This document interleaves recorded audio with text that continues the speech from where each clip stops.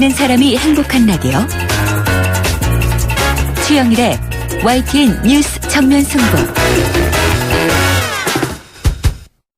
YTN 뉴스 FM 뉴스 정면 승부 4부 시작합니다. 특집으로 오늘 탄핵 결과 분석과 함께 앞으로 전개될 전국 상황을 전망하는 토론 나누고 있는데요. 지금 스튜디오에 폴리뉴스의 이강윤 논설위원, 그리고 여의도연구원 자문위원인 김병민 교수, 그리고 디지털 컨텐츠 전문가 이규찬 기자 세 분과 함께 이야기 이어가겠습니다. 자, 아까 이 기자님이 사실 국민들은 퇴진하라, 탄핵하라 이렇게 요구만 했지 그 이후에 황교안 체제로 이제 바로 바뀌는 것을 잘 인지하지 못했다 이런 지적을 해주셨는데, 사실 지금 이 탄핵 국회 가결이 최종 종착점이 아닙니다. 그렇죠? 네. 지금 이제 헌재의 이 심리와 판결, 인용이냐 기각이냐 이 두 가지 갈림길에서 또 달려야 되는 건데요. 이게 법조인은 여기 안 계시지만 우리가 정치적인 상식 그리고 일반적으로 많이 매스컴에서 나왔지만 국민들이 모르는 대목을 가지고 한번 전망을 해보죠. 자, 우선 이 위원님, 네. 헌재에서의 이 심리와 판결 어떻게 예측하세요? 좀 거칠더라도. 이거 참 어려운 건데요. 네. 일단 대통령의 직무는 이 시간부터 이제 정지가 됐죠. 그렇죠. 국회의장이 법사위원장에게 보내면 법사위원장이 청와대와 헌재에 보내죠. 원본을. 국회 의결서를. 네. 네. 그러면 그게 청와대에 접수되는 순간부로 직무정지가 되고, 그동안 대통령을 보좌했던 비서실의 모든 직제와 기능과 권한은 대통령 권한 대행인 네. 황교안 국무총리에게로 귀속되게 돼 있습니다. 그러니까 네. 지휘권을 황 총리가 갖게 되는 거고요. 네. 지금 흔히들 헌재 9명 헌법재판관 중에 7명 정도가 보수적인 성향인 것으로 분류들을 해왔죠. 그동안의 주요한 사건에 대한 견해들을 보거나. 그런데 네. 저는 이번 것은 진영 논리의 문제로 볼 사안은 좀 아닌 것 같다. 네네. 보수 진보 구도는 아니다. 네, 그의 색채가 좀 보수적이냐 또는 진보적이냐. 일단 가장 대표적인 진보 인사로는 이정미 헌법재판관을 네. 들 수 있지만 그런 사안은 조금, 그러니까 통진당 때를 대하던 거와는 좀 네. 다르다고 보고요. 네. 또 하나는 헌법재판소에서 하는 것은 일반 법원, 형사법정에서 열리는 유죄냐 무죄냐를 치열하게 다투는 네. 검사와 변호사가 창과 방패 역할을 하면서 다투는 것이라기보다는 네. 저 사람이 공무원으로서 공무 담임을 할 자격이 있느냐 없느냐를 다루는 거거든요. 네. 물론 본질적으로 유무죄가 중요하긴 하겠습니다만 네. 형사법정에서의 유무죄와는 좀 다르다는 의미를 좀 생각해 보셔야 될 것 같고요. 그다음에 아무래도 대법원보다는 헌법재판소가 상당히 좀 정치적인 측면이 조금 더 있다고들 얘기를 합니다. 저는 그 견해 일부분 동의하고, 물론 공정한 재판을 하기 위해서 신속하게 서두를 것 같진 않고요. 네. 촛불 민심이 어마어마하긴 하지만, 그리고 역사적 성격을 이미 획득해가고 있지만 그것에 편승한다고는 생각지 않습니다. 아주 베테랑들 법조 경력이 아주 긴 네. 그렇다고 완전히 증류수처럼 그걸 신경 안 쓸 수가 과연 있을까? 인간의 두뇌 영역에서 일어나는 것이니까. 그렇죠. 그런다고 보면은 저는 한두 명이 임기가 다 돼서 서령 좀 물러난다고 해도 언제 얼마나 오랜 동안 심리를 하느냐가 문제지 저는 헌재에서 이게 기각. 즉 아니다. 대통령은 계속 직을 수행하라. 이렇게 될 가능성은 거의 없다고 보고 있습니다. 결과는 어느 정도 네. 예측을 하시는데 다만 기간이 문제다. 네. 사실 노무현 대통령 탄핵안 때는 2.5개월 정도 3개월이 채 안 걸렸습니다. 맞습니다. 상당히 비교적 빨랐는데 네. 그때는 쟁점사항이 지금보다 좀 적었고요. 그렇죠. 이번에는 좀 더 길어지지 않을까. 탄핵 소추안에 담긴 내용이 좀 많죠. 네. 네. 심리 기간의 문제다. 결론은 어느 정도 정해져 있다. 이런 예측이셨는데 김 의원님은 어떻게 예측하세요? 전적으로 동의합니다. 네. 시간은 예측하기가 좀 어려움이 분명히 있죠. 그럼에도 불구하고 헌재의 최종적인 심판에 대해서는 전혀 부정할 여지가 없다라고 보여지는데 네. 국회에서 오늘 의결된 이 탄핵소추안이 40페이지가 넘습니다. 네. 이 내용은 크게 두 가지로 볼 수 있는데 박근혜 대통령이 대한민국의 헌법과 그리고 법률을 위반한 혐의에 대해서 아주 적나라하게 적시가 돼 있습니다. 네. 헌재에서 판단하는 경우, 그러니까 소위 말하는 국민들이 준엄한 민심을 받들기도 하고 오늘 있었던 표결의 결과 정치적 판단할 수도 있겠지만 네. 최종적인 판결은 결국 법적인 절차 속에서 박근혜 대통령이 헌법과 법률에 적시된 어느 정도의 이 법률적 위반 위반 사항들의 네. 평가하는 과정이 있는 거거든요. 유죄냐 무죄냐. 그 유죄냐 무죄냐의 과정 속에서도 단순하게 경미한 사항들이 법률을 위반한 정도라면 대통령직에서 끌어내릴 정도의 중대성을 갖고 있지 않다고 봐서 기각할 수도 있습니다. 네네. 하지만 지금까지 나와 있는 혐의만 보더라도 우리 국민들이 대의민주주의 체제 하에서 박근혜 대통령에게 모든 권한을 위임해 줬습니다. 국민의 재산과 생명과 안전을 보호해 주기 위한 군 통수권자와 국가의 원수로서의 모든 권한을 넘겨줬는데 네. 그 권한을 아무런 권한도 갖지 않는 사인인 최순실 씨에게 권한을 재위임하고 네네. 이걸 통해서 저지른 국정농단의 여러 가지 법률적 위반 사례들을 봤을 때 이게 만약 헌재에서 인용되지 않는다 그러면 저는 대한민국 헌법에서 탄핵이라는 이런 조항 자체가 없어져도 무방하다라고 생각할 정도로 사실은 역사의 기록에 남길 수밖에 없는 상황이 될 거거든요. 네네. 그래서 아마 시간의 문제라는 부분도 약간의 문제가 될 수 있는 거는 헌재에서도 이제 이거를 만약 6개월이 가게 될지 2개월이 가게 될지는 잘 모르겠습니다만은 적정 수준의 시간을 만약에 예측 가능할 수 있도록 좀 어느 정도 공지해 줄 수 있다라면은 네. 이게 헌재에서 판결이 끝나는 순간부터 60일 이내에 대통령 선거를 치러야 되기 때문에 앞으로 정치권에서는 헌재의 판결만을 바라보고 있을 거거든요. 그래서 굉장히 앞으로 이제 주목되는 대목이기도 할 것 같습니다. 그렇군요. 자, 오늘 SNS에 회자되는 건 이런 내용이 있어요. 또 공교로워요. 보고 나니까. 좀 숫자 놀이라고 봐야 할까요? 그러니까 이 무투표 1, 오늘 이 찬성 가결되게 된 표가 2, 3, 4 이렇게 되는 거죠. 반대 5, 6 그리고 이제 무효가 7 이렇게 된 거예요.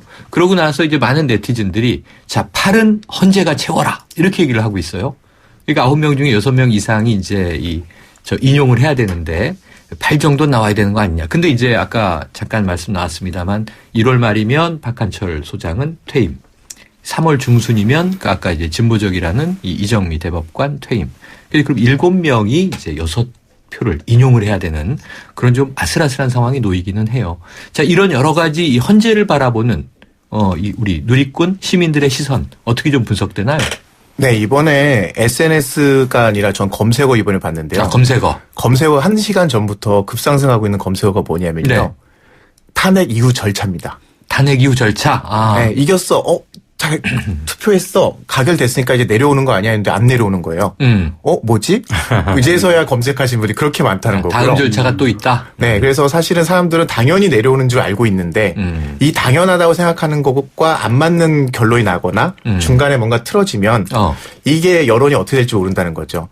일단 탄핵 가결됐으니까 이제는 좀 그동안 올라왔던 분노가 좀 희소되지 않을까라고 지금 기대하고 있는데 그러다가 이게 계속 연장될 수도 있으니까요. 이게 스트레스가 역류하겠군요. 네, 그래서 이걸 또 대선 후보들은 개선 후보나 각 진영들은 계산하겠죠. 과연 이게 어느까지 갈 것인가. 시민들의 이런 분노가 언제까지 지속되고 헌재에서 나오는 결론이 언제 나오냐에 따라서 이게 또 대권 구도가 달라질 수 있으니까요. 자, 이게 지금 말씀하셨는데 대권 구도 문제입니다. 사실은 시점이 언제인지 모르는데 대선은 분명히 조기 대선인 거예요. 빠르면 상반기 중에 이제 치러질 가능성이 높아진 것인데 헌재 판결이 확정되는 시점부터 60일 네. 플러스 60일 자동으로 확정되니까 헌재 판결이 1월에 나오면 3월 대선, 4월에 나오면 6월 대선. 이건 원래 이제 새누리당에서 냈던 아니죠. 6월에 헌재 판결이 떨어지면 최장 180일 더 미뤄질 수 있다고 해요. 그럼 8월 대선인데 자, 지금 이번 탄핵 정국 관련해서 여야의 대권 주자들이 나름 목소리를 냈습니다. 여기에 대해서 당리당략, 그다음에 정치적 계산하지 마라라는 비판도 많이 쏟아졌는데 그래도 어쩔 수 없이 플러스 마이너스가 있었을 거예요. 이 의원님, 좀 어떤 득실이 있었을까요? 오늘 또 어렵거나 애매한 건 꼭 저한테 먼저 물으시네요. 네. 우선 네. 그 실시간 검색어의 향후 일정 이런 것을 많이들 궁금해 하신다니까 네. 짤막히 말씀드리면 탄핵안이 국회를 통과했다라는 것의 의미는 딱 하나입니다. 네. 이제 일 그만하세요. 직무 정지. 네. 대통령의 직위나 신분은 그대로 유지가 됩니다. 네. 그러니까 물론 신분상의 특권도 유지가 되는 것이죠. 월급도 나오고요. 물론이죠. 네. 예. 수당 이런 거 다 나옵니다. 네네. 일 안 하고도 따박따박 다. 예. 더 좋다고 하기에는 참 씁쓸해서 넘어가죠. 촛불이 활활 타오르고 횃불로 가면서 광장 일각에서 이런 말이 나왔어요. 지금 계산기 두드리는 사람들 무조건 떨어진다.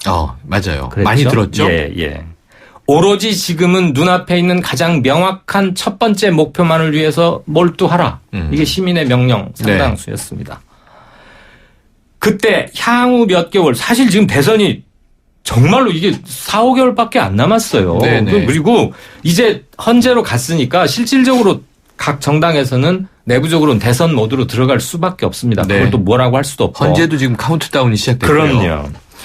그러니까 이제 그래서 가결이 의미가 있는 건데 이 이후로는 대선을 준비하는 것을 우리가 너무 사시나 계산기만 한다고 욕할 수는 없는데 여지껏은 아무런 유불리를 따지지 않고 오로지 시민들의 목소리에 충실하고 지금 저는 한 달을 조금 넘긴 촛불을 한마디로 집약하면 뭐라고 하겠느냐라고 누가 물으신다면 직접 민주주의 정치가 대의 민주주의를 압도한 기간이다. 그리고 시민이 지도부다. 네. 광장의 목소리가 곧 국민의 명령이고 국민의 명령이 곧 헌법이다. 뭐 네. 이런 조금 거칠게 정리를 하자면 네. 이런 프레임을 갖고 보고 있습니다. 거기에 얼마나 부합했느냐.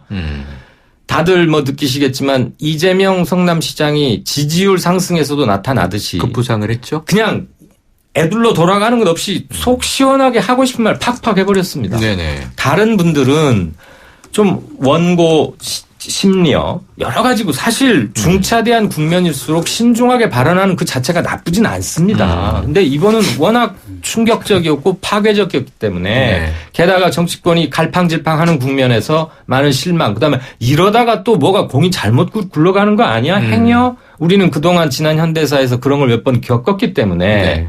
그래서 이재명 시장이 확 올라왔는데 저는 이게 앞으로 몇 개월 후까지 지속되리라고는 생각지 않고요.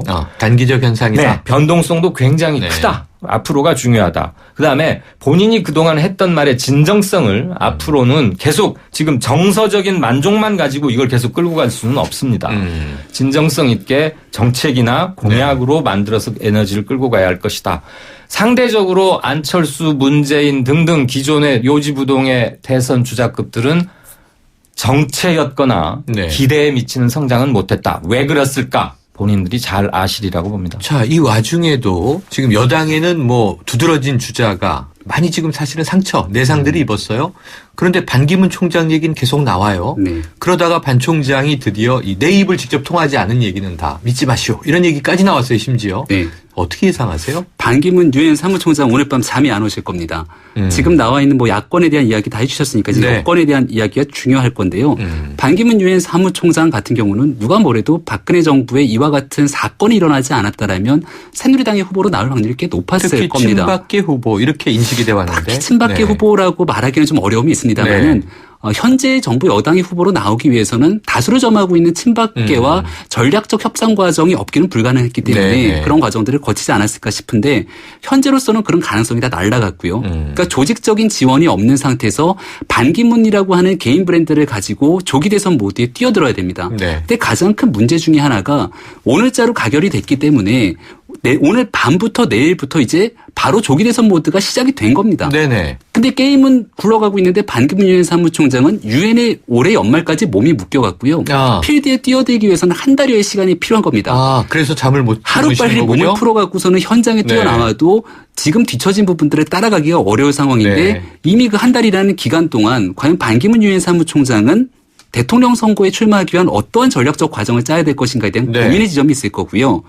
새누리당 입장에서는 만약에 새누리당이 분당되는 경우와 현재 상태에서 봉합되는 경우를 가정할 수가 있을 건데 새누리당이 만약 분당이 돼서 신보수정당을 차리게 된다면 그 공간 속에서 반기문 유엔 사무총장이 자연스럽게 합류할 수 있는 가능성이 있습니다만은 지금 이와 같은 상태에서 만약에 지도자 몇 사람을 바꾸면서 새누리당이 봉합되는 지점으로 가게 된다면 그때 가서 반기문 유엔 사무총장이 새롭게 변모된 새누리당에 들어오기도 멋쩍을 것이고요. 그렇죠. 그렇다면 이렇게 변모된 새누리당 입장에서는 반기문 유엔 사무총장이 아닌 누군가의 제3의 후보를 지금 와서 찾아갖고 내기도 어려움이 있는 상황입니다.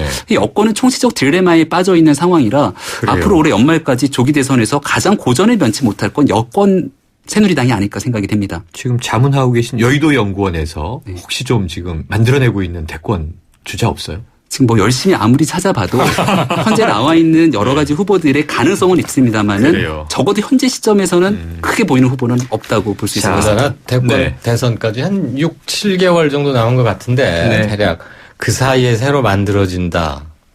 가능해야 하겠지만 국민들에게 감동을 주기에는 네. 너무 짧은 시간이 아닌가. 네. 자, 빅데이터 전문가인 이 기자님.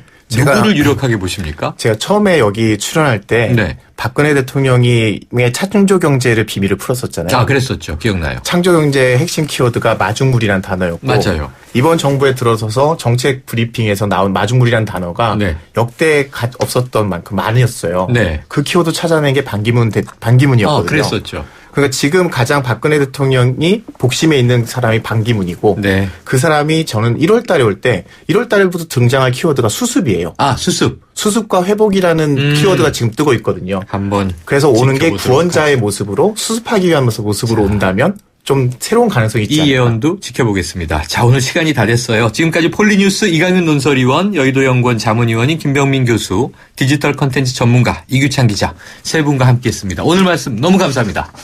고맙습니다. 고맙습니다. 신세경입니다. 세계를 놀라게 한 아웃도어 기술이 대한민국 기술이란 사실 알고 계셨나요? 심장을 기록하는 기술, 야크온 P. 체온을 조절하는 기술, 야크온 H. 블랙야크의 혁신이 아웃도어의 혁신을 이끌어갑니다. 세상은 문 밖에 있다. 블랙야크. 골목골목에 멋을 더하는 100년 넘은 유럽의 아파트들. 우린 언제까지 고풍스럽다고 부러워해야만 할까요? 좋은 집은 시간을 이겨야 한다. 시간을 이기는 아파트 금강 펜테리움 금강주택.